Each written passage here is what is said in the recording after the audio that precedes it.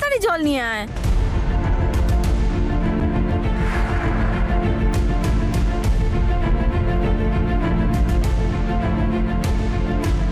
তুমি হয়তো দেখতে পাওনি, কিন্তু জল টেবিলেই রাখা আছে। তাতে কি হয়েছে? হ্যাঁ, কি হয়েছে তোমার কাছে জল চাইলে আর তুমি নিজের গুরুজনদের এইভাবে উত্তর দাও?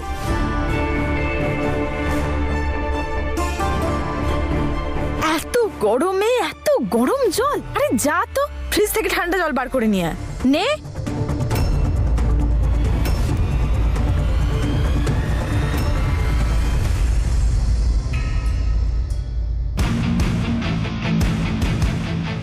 মুখ দেখছিস কেন? যা।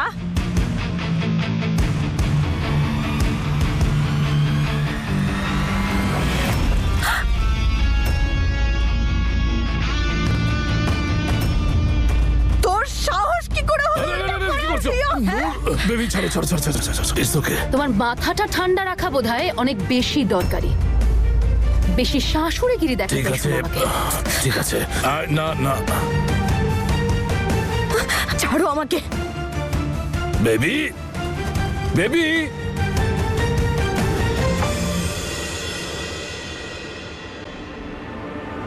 আরে সর্বরাজ আর ঈশান একসাথে গেল কোথায়?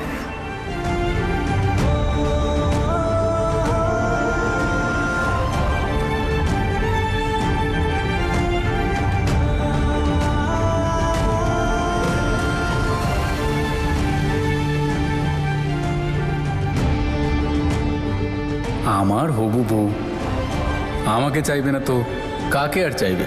তোকে?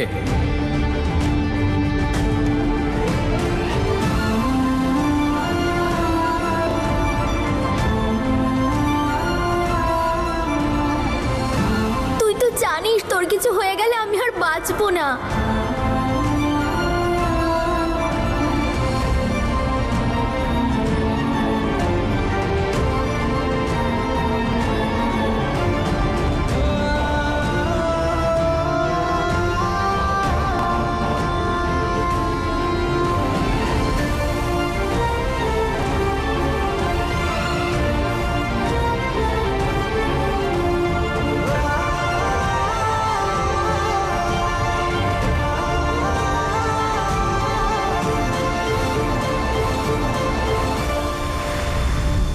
ক্ষেতের মধ্যে মাচায় এসে শুয়ে থাকার অভ্যেসটা তোর গেল না? হ্যাঁ,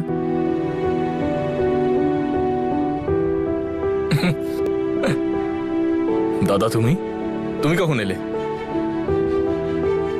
কিছু অভ্যেস থাকে দাদা, যেগুলো নিজের ইচ্ছে আসে আর নিজের ইচ্ছেতেই যায়। কিন্তু তোমাকে আজকে এখানে হঠাৎ করে দেখে আমার মনে হচ্ছে যে ছোটবেলার পুরোনো দিনগুলো ফিরে এসছে, যেভাবে আমরা স্কুল বাঙ্ক করে এখানে চলে আসতাম।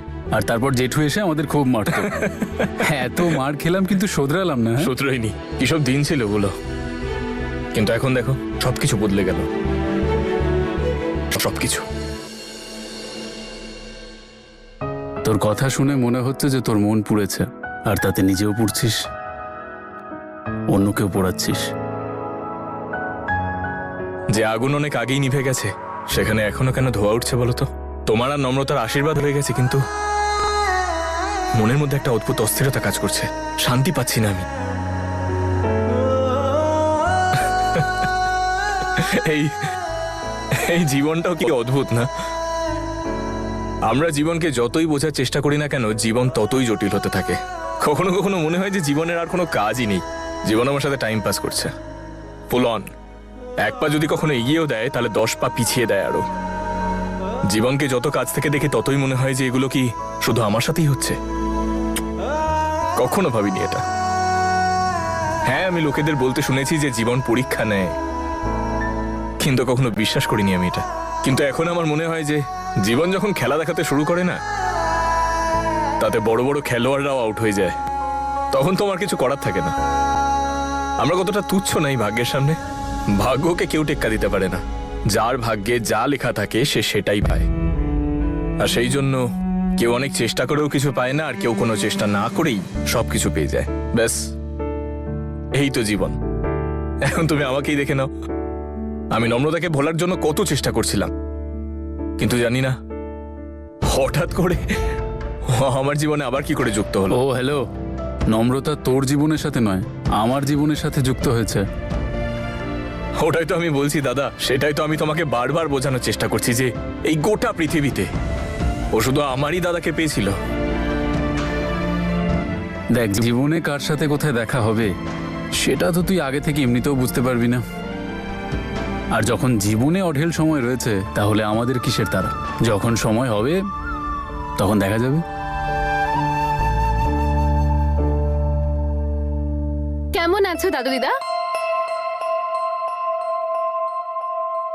এই দেখো দাদু দিদা, আচ্ছা শোনো, এই সিঙ্গারাগুলো কিন্তু আমি বানিয়েছি, তুমি টেস্ট করে বলবে কেমন হয়েছে খেতে। চাটনিটা নম্রতা বানিয়েছে, তাই না? কারেক্ট। আরে কি বলছো তোমরা? আজকের অনুষ্ঠানটা তো নূরকে নিয়ে, তাহলে নূরে নিশ্চয়ই সব রান্না করেছে, তাই না? কি বলছিস শিয়া তুই? সিঙ্গারা তুই বানিয়েছিস, চাটনি বানিয়েছে নম্রতা, তাহলে নূর কি বানিয়েছে?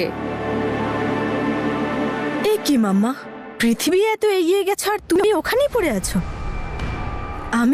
আমি হালুয়া বানিয়েছি, মিষ্টি বানিয়েছি, মানে তো সবকিছুই বানিয়েছি, তাই না? হ্যাঁ,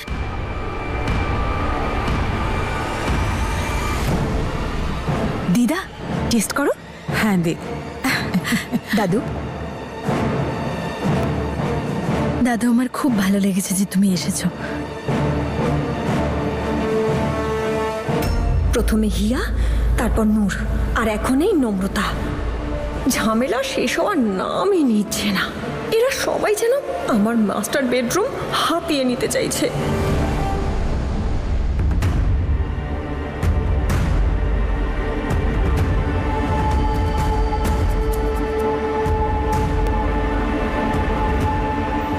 চা। সবাইকে চা করে খাওয়াচ্ছিস, রান্না করছিস? আরে এতই যদি ইচ্ছে ছিল এই বাড়ির বউ হওয়ার, তাহলে আমার ছেলেটাকে ছেড়ে দিলি কেন? আমার ছেলেটার জীবন একেবারে শেষ করে দিলি।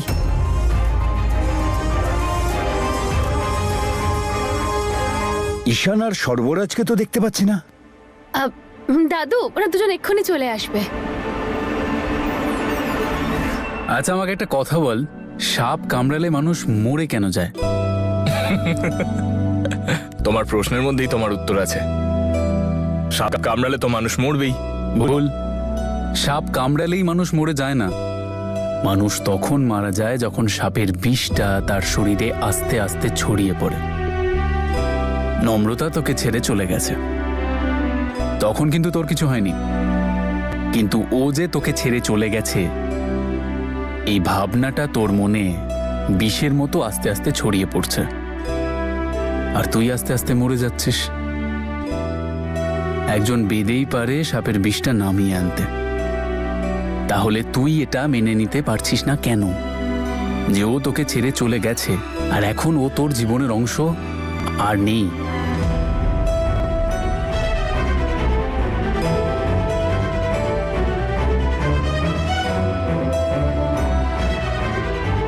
জীবনের প্রতি অভিযোগ তোর থাকতেই পারে, কিন্তু সেই জীবনেই তুই হিয়াকে পেয়েছিস, তার মূল্য কি তুই দিচ্ছিস? ওর হাতটা ধর, ওর সাথে এগিয়ে যা, যেভাবে নম্রতা আমার সঙ্গে এগিয়ে যাচ্ছে।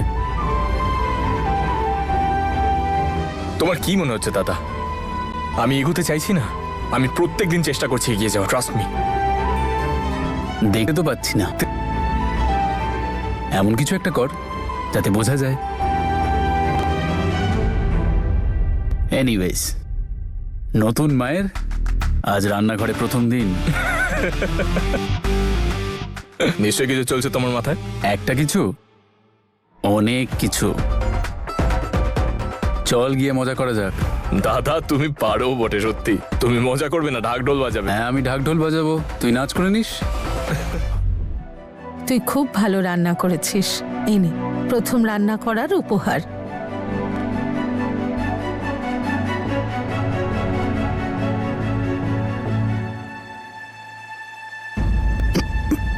সুখী হ। নূর, হ্যাঁ, এদিকে এসো। এই নাও, এটা আমার তরফ থেকে।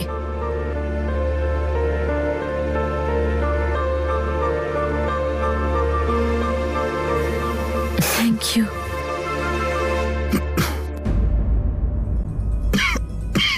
দাদু, কি হয়েছে গো তোমার? কি হচ্ছে? দাদু তাড়াতাড়ি জল দে। ভাই কি হলো রে? কিচ্ছু হয়নি, তুমি ঠিক হয়ে যাবে। দাদু জলটা না। বাবা, দাদু, দাদু কি হলো?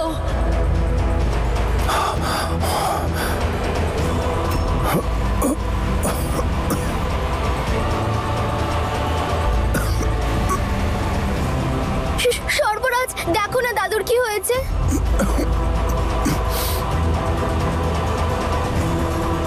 আপনারা পিছিয়ে যান, লেট হিম ব্রিথ। চেরি বৌদি, আমার ব্যাগটা নিয়ে এসো।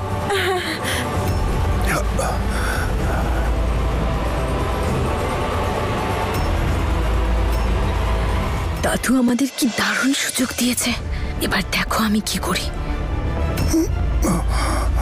দাদু, দাদু, তুমি ঠিক আছো তো? আমি ডাক্তারকে ডাকছি, এক সেকেন্ড। আমার ফোনটা।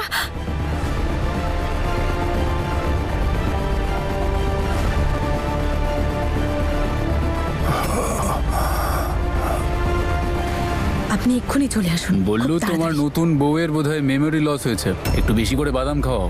উনি ভুলে গেছেন যে ডাক্তার পেশেন্টের কাছেই রয়েছে।